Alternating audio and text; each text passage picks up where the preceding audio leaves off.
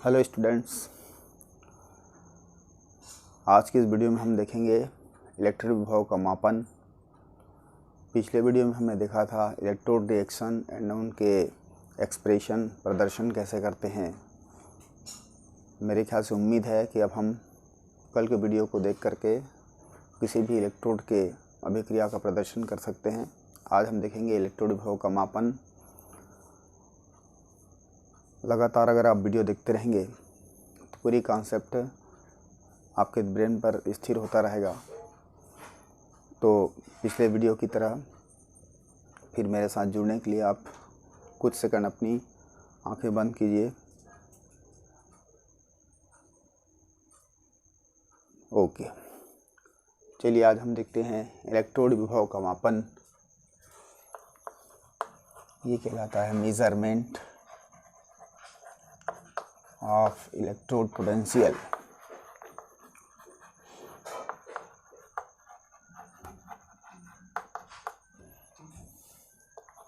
Electrode विभव का मापन।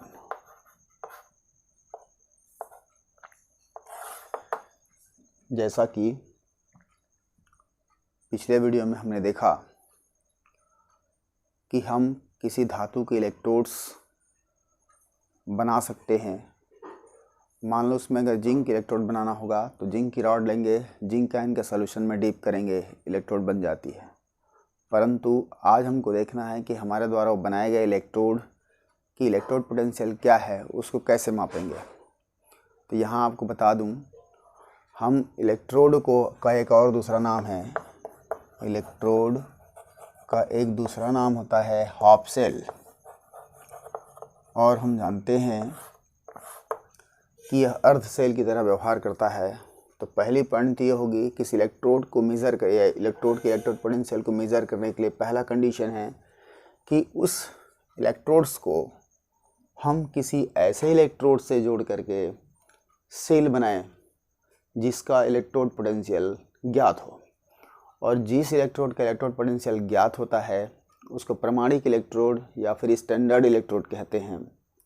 तो सरल शब्दों में हम कह सकते हैं कि किसी दिए हुए इलेक्ट्रोड्स की इलेक्ट्रोड विभव का मापन करने के लिए हम उस इलेक्ट्रोड को किसी स्टैंडर्ड इलेक्ट्रोड से जोड़ करके सेल बनाएंगे। यहाँ पर क्या हो जाएगा, दिए गए इलेक्ट्रोड्स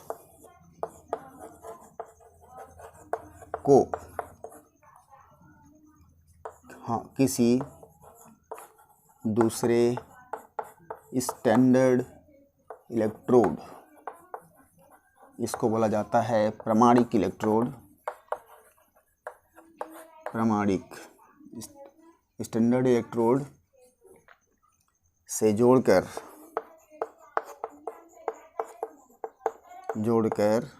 सेल बनाना।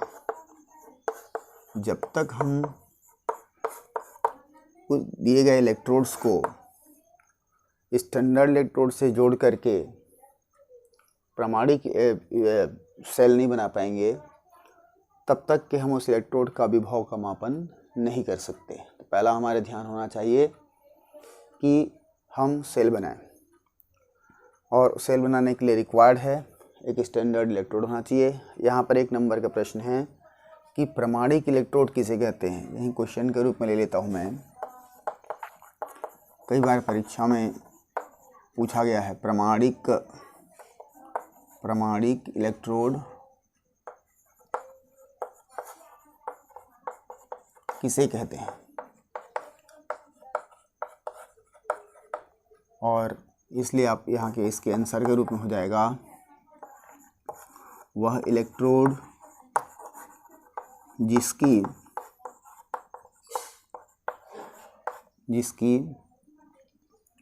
इलेक्ट्रोड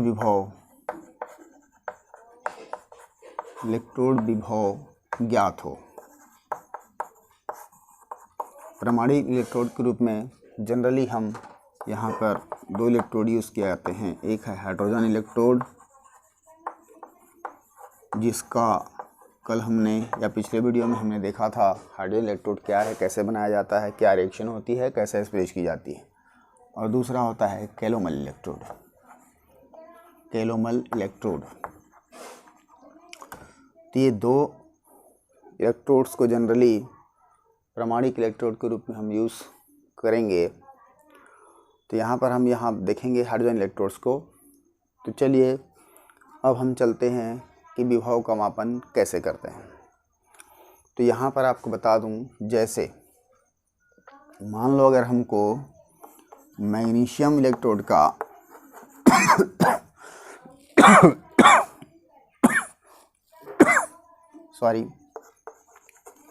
मैग्नीशियम इलेक्ट्रोड का इलेक्ट्रोड विभव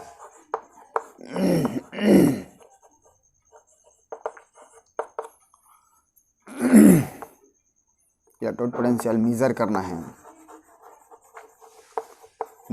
है, तो हम इस मान लो क्या लेते हैं, हाइड्रोजन इलेक्ट्रोड को स्टैंडर्ड इलेक्ट्रोड के रूप में यूज़ करते हैं। तब हमारे पास प्रश्न आती है, यहाँ पे याद रखिए, मैं फिर से बोल रहा हूँ, एक इलेक्ट्रोड हो गया हमारा ए इलेक्ट्रोड के रूप में मैग्नीशियम इलेक्ट्रोड, दूसरा बी इलेक्ट्रोड के रूप में हो गया हमारा हाइड्रोजन इलेक्ट्रोड जो कि स्टैंडर्ड है।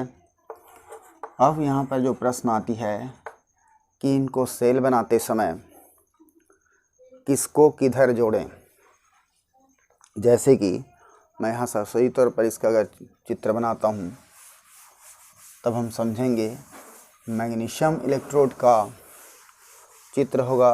मैग्नीशियम इलेक्ट्रोड के लिए हम क्या करेंगे, मैग्नीशियम की रॉड लेंगे और इस मैग्नीशियम की रॉड को मैग्नीशियम आयन के सॉल्यूशन में डीप करेंगे। यह हो जाएगा मैग्नीशियम की रॉड, मैग्नीशियम आयन की सॉल्यूशन है। दूसरा, अगर हम हाइड्रोजन इलेक्ट्रोड की बात करें तो यहाँ पर क्या होगी, हाइड्रोजन इलेक्ट्रोड की स्ट्रक्चर कुछ इस तरह से हुआ करती है, जिसमें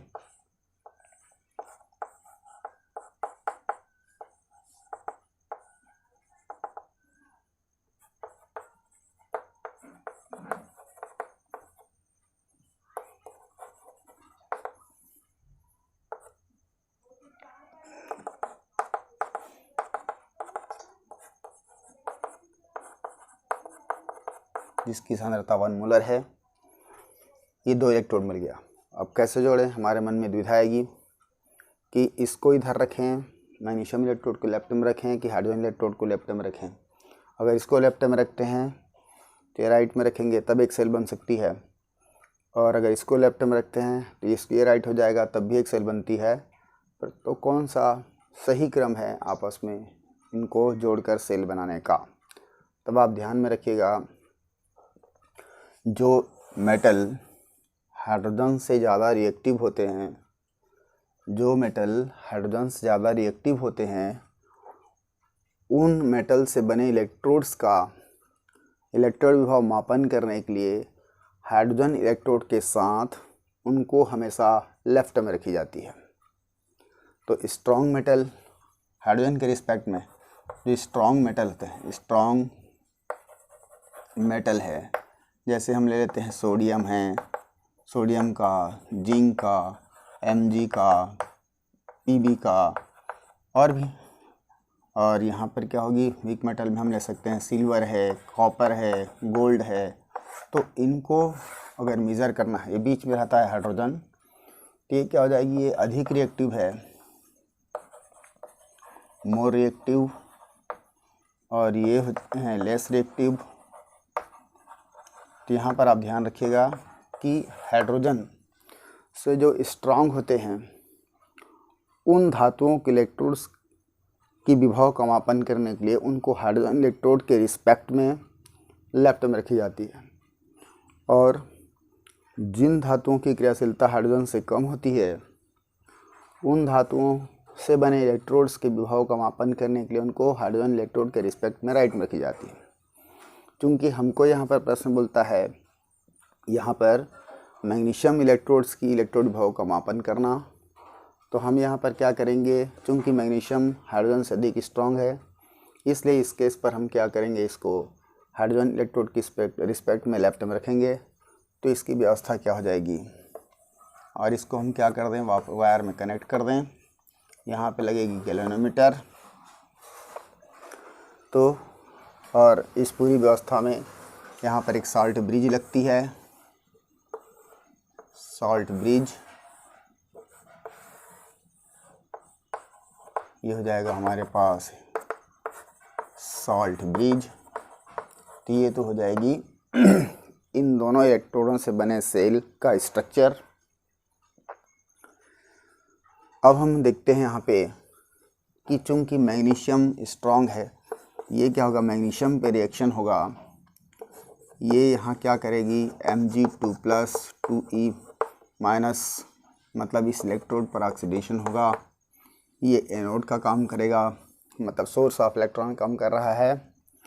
तो हाइड्रोजन क्या करेगा, इसके रिस्पेक्ट में रिड्यूस होगा। यहाँ क्या हो जाएगी, H+ इलेक्ट्रॉन को लेगा और ये क्या हो जाएगी, H2 हो जाएगा। अब इसको हम ऐसा करते हैं, तो इस परिस्थिति में ज़रा देखिए, ये क्या है आपका रिडक्शन। यहाँ पर ये कैंसिल आउट हो जाएंगे। तो क्या आ गया हमारे पास, Mg+2H+ और ये हो जाएगा Mg2+ एंड H2। ये मिला अपने को इसका सेल रिएक्शन। ये क्या कहलाया, इन दोनों इलेक्ट्रोडों से बने सेल के अंदर होने वाली अभिक्रिया है, और सेल के अंदर होने वाली अभिक्रिया सेल रिएक्शन कहलाती है। अब हम यहाँ पर देखते हैं कि इनकी विभव देखो, जैसे ही हम सर्किट जोड़ेंगे इलेक्ट्रॉन यहाँ से निकलना चालू करेगा, यहाँ पे आके रिसीव होगी, और इस तरह से क्या हो रही है, सर्किट चल रही है। इलेक्ट्रॉन फ्लो हो रहा है, तो इलेक्ट्रॉन के फ्लो के डायरेक्शन के अपोजिट डायरेक्शन में करंट फ्लो होता है। तो यहाँ पर एक क्वेश्चन आती है कि मैग्नीशियम हाइड्रोजन इलेक्ट्रोड से बने सेल में इलेक्ट्रॉन की फ्लो की डायरेक्शन क्या होती है। तो हम क्या बोलेंगे, मैग्नीशियम इलेक्ट्रोड से हाइड्रोजन इलेक्ट्रोड की ओर। लेकिन विद्युत धारा की प्रवाह की दिशा क्या होती है, हाइड्रोजन इलेक्ट्रोड से मैग्नीशियम इलेक्ट्रोड की ओर। इस तरह से आप ध्यान में रखिएगा, जिधर इलेक्ट्रॉन फ्लो होती है उसके अपोजिट दिशा में करंट फ्लो होता है। तो ये जो डायरेक्शन हो जाएगी वो क्या है, इलेक्ट्रॉन फ्लो का डायरेक्शन है, और इधर जो चलेगी वो आपका करंट फ्लो का डायरेक्शन है, करंट फ्लो का डायरेक्शन है। तो यहाँ पर इसको हम एनोड बोलेंगे, क्योंकि ऑक्सीडेशन हो रहा है, ये कैथोड कहलाएगा। तो हमेशा सेल में इलेक्ट्रॉन एनोड से चलती है, कैथोड की ओर जाती है, और विद्युत धारा कैथोड से एनोड की ओर आती है। ये है विद्युत रासायनिक सेल की विशेषता। आगे हम जब सेल पढ़ेंगे तो डिटेल में देखेंगे। और यहाँ हमको देखना है इनके इलेक्ट्रोड विभव का मापन। तो इलेक्ट्रोड विभव की मापन की सूत्र होती है, यहाँ पर E cell is equal to होता है ER - EL। यहाँ R का मतलब राइट साइड में जो इलेक्ट्रोड है, यहाँ लेफ्ट में जो रखा हुआ है, या इसका एक दूसरा फार्मूला ही बन जाता है E रिडक्शन - E ऑक्सीडेशन, मतलब रिडक्शन इलेक्ट्रोड का इलेक्ट्रोड पोटेंशियल, और ये क्या हो जाएगा आपका ऑक्सीडेशन इलेक्ट्रोड का रिडक्शन पोटेंशियल। दो तरह से इसको फार्मलाइज किया सकते हैं, एक ER - EL। देखो यहाँ पर R में क्या है, हाइड्रोजन इलेक्ट्रोड है, L में क्या है, मैग्नीशियम इलेक्ट्रोड है। यहाँ पर रिडक्शन क्योंकि हाइड्रोजन में हो रहा है, ये ऐसा हो जाएगा। अब यहाँ पे देखते हैं हम लोग ई सेल 0, ये अगर स्टैंडर्ड स्टेट में कहेगा तो ये फार्मूला हो जाएगी। तो यहाँ पे अगर हम निकालते हैं तो देखो ER की वैल्यू होता है स्टैंडर्ड स्टेट पर 0 होता है, और ये दोनों स्टैंडर्ड नहीं हैं। यहाँ स्टैंडर्ड हाइड्रोजन इलेक्ट्रोड यूज़ किया गया है। माइनस क्या हो जाएगा, जो भी वैल्यू आएगा इसका यहाँ पर वो आ जाएगी यहाँ पर, और इसलिए ई सेल में कितना आएगा वो ये हमारा दिखाएगा गैल्वेनोमीटर। गैल्वेनोमीटर में डिफ्लेक्शन दिखाएगा।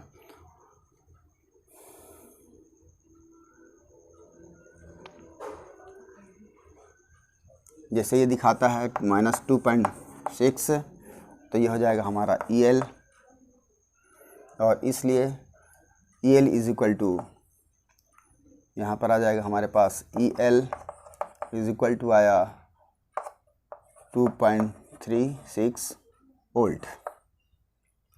2.36 वोल्ट आता है। ये हमारा इस इलेक्ट्रोड्स की इलेक्ट्रोड पोटेंशियल को बता रहा है। ये सॉरी देखो फिर से देख लीजिए, जब मैग्नीशियम इलेक्ट्रोड को हाइड्रोजन के रिस्पेक्ट में जोड़ करके जब इसकी करंट या इसकी ईएमएफ को निकाली जाती है तो ईएमएफ की वैल्यू आती है 2.36।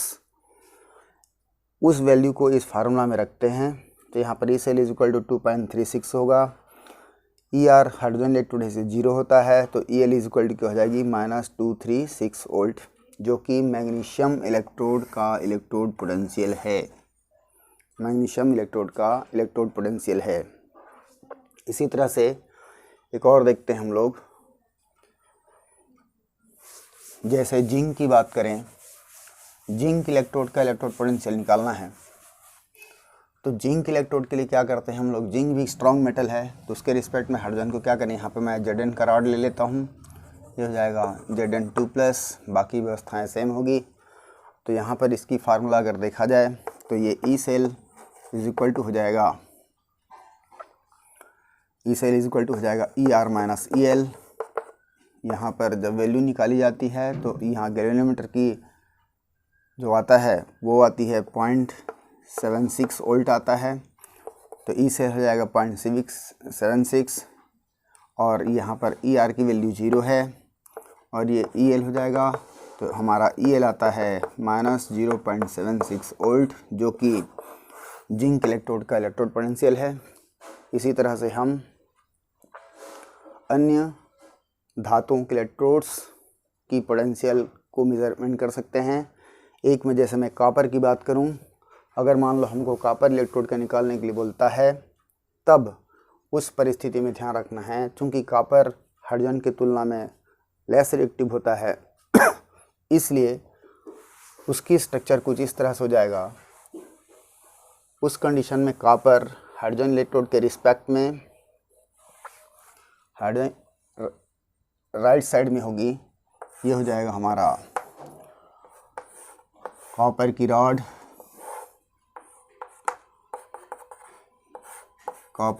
जाएगी, ये कॉपर आयन की सॉल्यूशन होगा और इसको जब सर्किट से जोड़ते हैं, यहाँ पे किलोमीटर लगाते हैं, चाहे तो कुंजी लगा सकते हैं और इस यहाँ पे क्या हो जाएगी, ये हाइड्रोजन गैस पास की जा रही है कब 25 डिग्री टेम्परेचर और 1 atm प्रेशर पर। इसकी कॉन्सेंट्रेशन ऑलरेडी H+ की कॉन्सेंट्रेशन है 1 मोलर। यहाँ पर सॉल्ट ब्रिज लगाएंगे, सॉल्ट ब्रिज का क्या कार्य है उसको अगले वीडियो में देखेंगे। ये हो जाएगी सॉल्ट ब्रिज, तो इसकी स्ट्रक्चर हो जाएगा हमारा इस तरह से।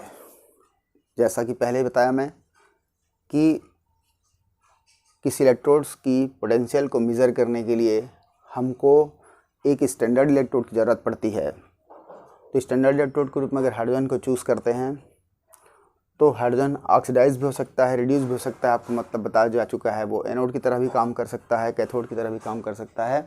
यह इस बात पर डिपेंड करती है कि उसके कांटेक्ट में आने वाले जो मेटल इलेक्ट्रोड्स हैं उसकी नेचर क्या होती है। जैसे हमने जिंक के साथ मैग्नीशियम के साथ कपलिंग किया तो उस समय क्या होते हैं, वो स्ट्रॉन्ग मेटल हुआ करते हैं, तो हाइड्रोजन के रिस्पेक्ट में ऑक्सीडाइज होते हैं, इसलिए उनको लेफ्ट में रखा गया।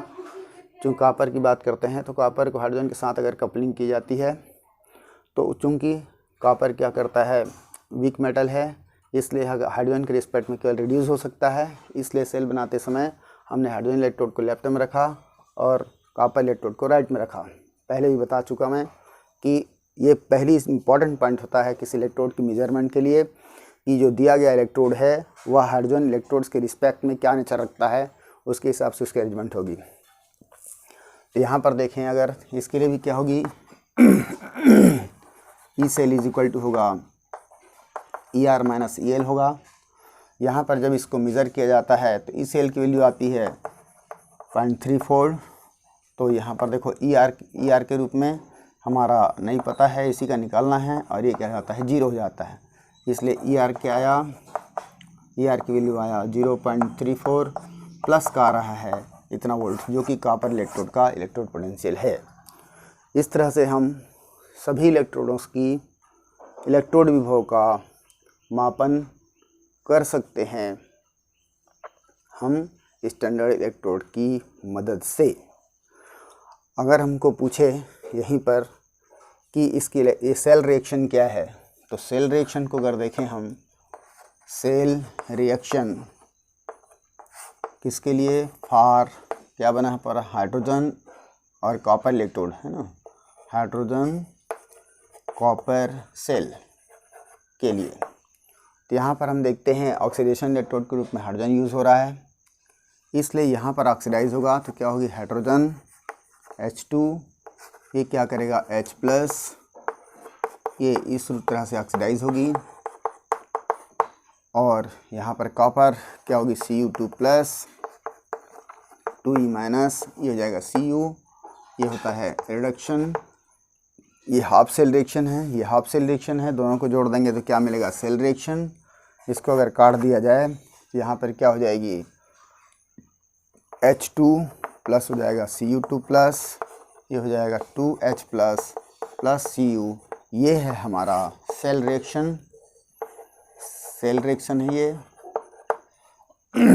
और इन सेल रिएक्शन का अगर एक्सप्रेशन बोलेगा तो बड़ी आसानी से की जा सकती है। इसके लेफ्ट में हाइड्रोजन है और ये ऑक्सीडेशन वेपर है, इसलिए हमने पिछले वीडियो में सीखा था कि हाइड्रोजन इलेक्ट्रोड्स की रिएक्शन को ऑक्सीडेशन वे में कैसे एक्सप्रेस करते हैं। तब हम यहाँ पर देखते हैं क्या होती है, 25 डिग्री टेम्परेचर लिखते हैं और 1 atm प्रेशर, और यहाँ पे क्या जाती है Pt H2 और ये हो जाता है H+, A+ एक्टिविटी 1 है। राइट साइड में है हमारा कॉपर इलेक्ट्रोड जो कि रिडक्शन फॉर्म पे है, इसलिए रिडक्शन वे पे रहेगा। और इन दोनों के बीच में डबल स्लैश लगाएंगे जो दोनों इलेक्ट्रोडों के बीच की पोटेंशियल डिफरेंस को डिनोट करता है, और ये हो जाएगी हमारा इस सेल से बने या इन इलेक्ट्रोडों से बने सेल की, देखिए बने सेल की इलेक्ट्रोड विभव का मापन हो गया, ये सेल रिएक्शन हो गया, ये सेल रिएक्शन का एक्सप्रेशन हो गया। तो इस तरह से हम विभिन्न इलेक्ट्रोडों की इलेक्ट्रोड पोटेंशियल को मेज़र कर सकते हैं। चलिए एक और क्वेश्चन के रूप में देते हैं। यहाँ पर एक छोटा सा क्वेश्चन लेता हूँ, बहुत इम्पॉर्टेंट क्वेश्चन है, कई बार परीक्षाओं में आती है, कम से कम हमको क्लू मिलेगा कि हम क्या करते हैं। मान लो अगर क्वेश्चन दिया है कि can you store copper sulphate in zinc part, can you store copper sulphate in zinc part, क्या आप जिंक के बर्तन में कॉपर सल्फेट को स्टोर कर सकते हैं। तो वहाँ पर देखना पड़ेगा कि चूंकि जिंक और कॉपर की अगर नेचर देखा जाए तो जिंक और कॉपर में जिंक क्या होता है, स्ट्रॉन्ग मेटल होता है, और स्ट्रॉन्ग मेटल की एक विशेषता होती है, हम पिछली कक्षा में पढ़ चुके हैं कि वीक मेटल को उसके सॉल्ट से क्या कर देता है, रिमूव कर देता है। तो इन दोनों के बीच अगर देखें हम तो क्या हो जाएगी, ZnCu+SO4 रिएक्शन होगा। क्योंकि कॉपर वीक मेटल है जिंक के रिस्पेक्ट में, इसलिए यहाँ पर एक क्या करेगा, ZnSO4 बनाएगा और कॉपर को रिलीज़ कर देगा। मतलब यहाँ से क्या होगी, ये 0 ऑक्सीडेशन स्टेट पर है, ये +2 ऑक्सीडेशन स्टेट पर है, +2 और ये 0। तो यहाँ पर अगर इन दोनों से कंपैरिजन करें तो क्या हो रही है, ऑक्सीडेशन हो रहा है, माने कुल मिला के जिंक का क्षरण हो रहा है, जिंक का क्षरण हो रहा है। और इसलिए अगर जिंक की पार्ट पर कॉपर सल्फेट को अगर रख दिया जाए तब कुछ समय पश्चात जिंक पात्र क्या होगी, धीरे धीरे क्षरण होते होते छेद हो जाएगा। इसलिए हम कह सकते हैं कि कॉपर सल्फेट को जिंक के पात्र में नहीं रख सकते। इसी क्वेश्चन को अगर पलट दिया जाए तो यहाँ अगर कर दूं मैं कि क्या जिंक सल्फेट को कॉपर के पार्ट में रखा जा सकता है, तो यहाँ पर रिएक्शन अगर देखें हम तो यहाँ क्या हो जाएगी, CuZnSO4 होगा।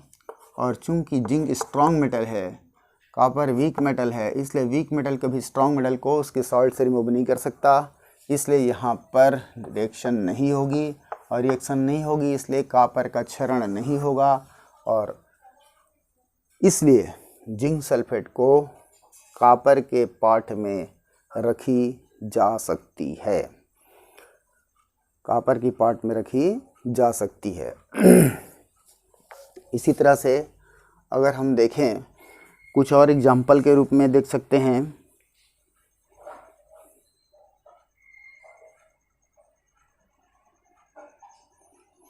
क्या मैग्नीशियम की सॉल्ट को लोहे के बर्तन में रखी जा सकती है? मैग्नीशियम के सॉल्ट को लोहे के बर्तन में रखी जा सकती है। प्रश्न है हमारे पास, क्या मैग्नीशियम के लवण को, लवण में आप चाहें तो मैग्नीशियम सल्फेट ले सकते हैं, मैग्नीशियम क्लोराइड ले सकते हैं, कुछ भी दिया जा सकता है यहाँ पे सॉल्ट के फॉर्म में, को आयरन या लोहे के पात्र में, लोहे के पात्र में रखी जा सकती है,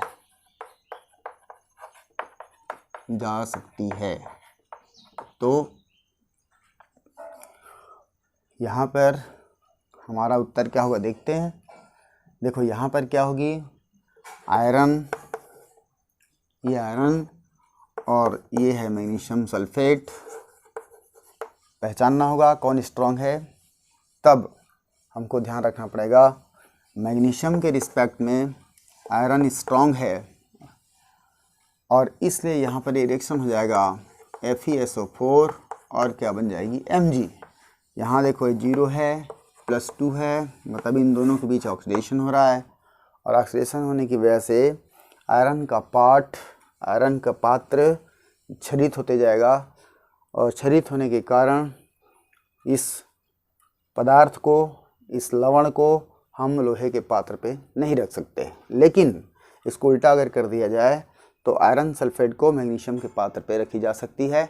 इसी तरह से हम बहुत सारे प्रश्नों के उत्तर हम दे पाएंगे।